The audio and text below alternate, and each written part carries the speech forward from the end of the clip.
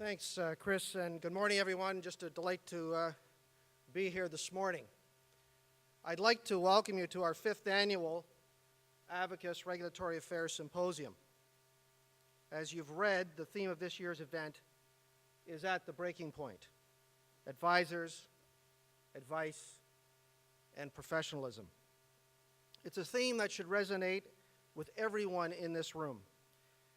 Advisors today are facing pressures from all directions: increasing competition, volatile markets, heightened regulatory scrutiny, and clients still reeling from the economic fallout of the past few years. They've all created a difficult environment for practitioners. Yet it is important to recognize the potential for opportunity in such challenges, which is really the reason why we are all here today, to talk about key industry concerns and to hear different perspectives on proposed solutions to the problems before us. It is our hope that through this exchange of ideas, we can find some common ground on how to move the industry forward. Indeed, we are all at the breaking point: consumers, advisors, and the industry. The time is right for solutions that protect the public without hampering the ability of financial advisors to serve Canadians at a time when they need advice the most. Consumers are at the breaking point. Household debt is at its highest level ever, surpassing the U.S. households. Retirement savings remain stagnant, and public pension and health reform are placing more financial responsibility onto the shoulders of individuals. As governments face increased economic and financial challenges and the pressures of an aging population, the financial security and independence of Canadian households is vitally important. A BMO Wealth Institute survey indicated that Canadian boomers have an average of $228,000 in the bank, roughly $400,000 short of the amount they think they'll need to feel secure in retirement. The result is that 46% of boomers are not confident about their future finances. Another poll from CIBC tells us that many Canadians are postponing their retirement plans in order to finance their children's education. And yet, another study from Sun Life warns that more than half of 45 to 54-year-olds are struggling to make ends meet after a major health incident. So what are these statistics telling us? Clearly, many Canadians are making an enemy out of their futures by not saving enough for retirement. Over 10 million Canadians currently receive advice from financial advisors. These are not wealthy people. These are middle-class consumers. When investors begin to work with an advisor, they generally start off with a very modest level of assets.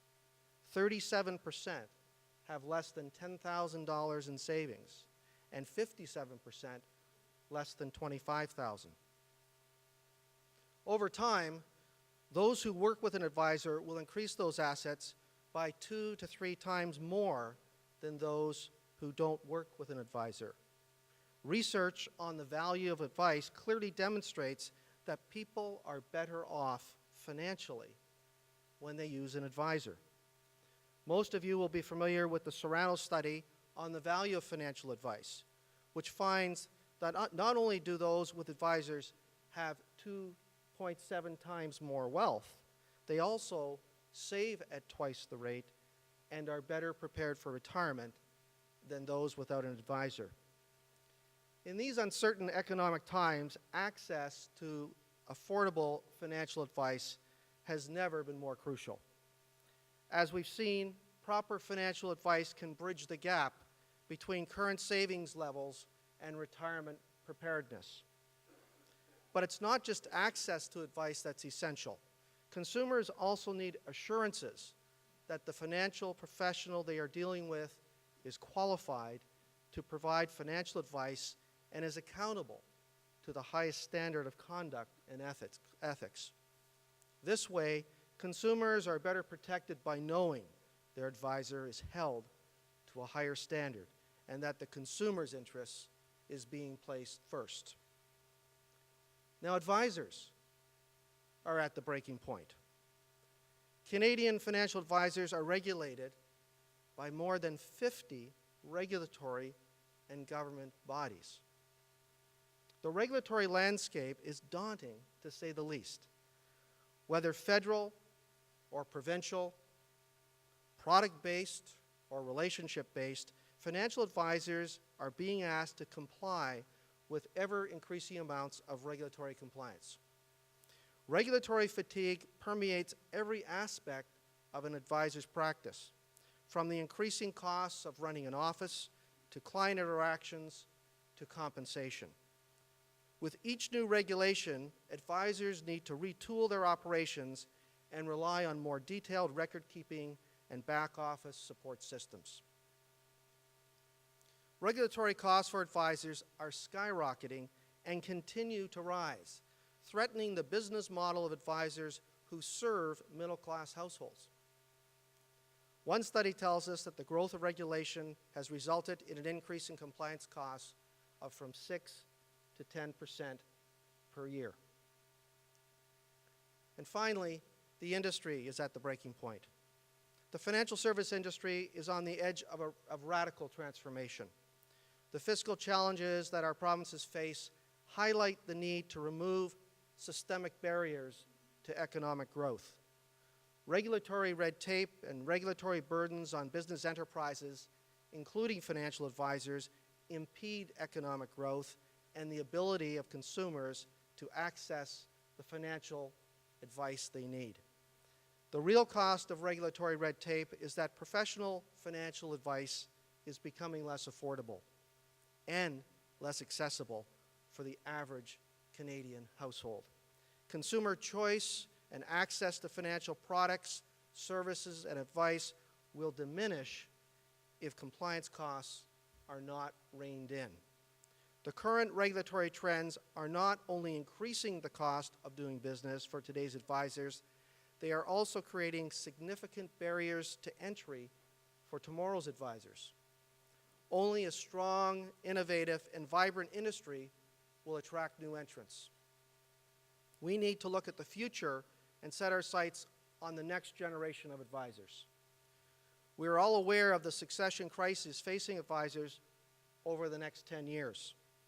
Many practitioners edging toward retirement age do not have a proper succession plan in place, and there will be not enough new advisors to take over from the retiring advisors.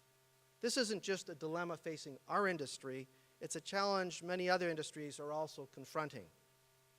Every day, 1,000 Canadians turn 65, and as the baby boomer generation prepares to leave the workforce en masse, Canada will experience a massive labor crunch. If our industry, in particular the independent advisor channel, is to evolve, then we need to get creative about how we attract new people to the business and how we can help them succeed. According to LIMRA, 60% of rookie advisors don't make it through their first 2 years on the job. With compliance costs rising annually, making it as a new advisor becomes all the more difficult. These are not new problems to be solved in a day, but hopefully by the end of today's symposium, through open and frank dialogue, we will have addressed some of the critical concerns you have as industry professionals. Which brings me to today's agenda. We will begin with a discussion about fees and advisor compensation. The discussion will be moderated by Jonathan Chevreau, editor of Money Sense magazine. Continuing on the topic of fees, we will hear from Peter Intradlegi, President and COO of Invesco. And we'll finish the morning with a panel about practice pitfalls and how to avoid them. Members of this panel will comprise advisors from the securities and insurance sectors and lawyers who represent both advisors and clients. After lunch, we will hear from Charles Guy, President and CEO of Standard Life. And then, after a brief networking break, the afternoon portion of our program will kick off with a discussion around a best interests standard of care and whether or not it is right here in Canada. And concluding today's program will be our final panel on raising the bar. The panelists will examine the unintended consequences of some of the regulatory reforms that are being contemplated and consider Advocis' profession's model, an alternative industry-led approach to self-regulation based on the professionalization of advisors.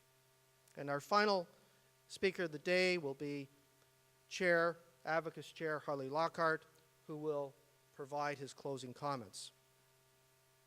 So before we begin hearing from our speakers, I want to acknowledge and thank our Advocis staff, in particular the Regulatory Affairs Group led by Ed Squark, Marketing and Communications, and our Corporate Relations people, who have been instrumental in establishing and developing this year's symposium and expanding our relationships with industry regulators as we confront the critical breaking point. I would also like to thank our sponsors, our platinum sponsors, Standard Life, our gold sponsors, Manulife and Sun Life, our silver sponsors, Canada Life and Primerica, and our bronze sponsor, the Canadian Deposit Insurance Corporation. Please join me in thanking these sponsors for helping to make this 5th annual regulatory symposium a reality for stepping forward to help fund this year's exchange of ideas.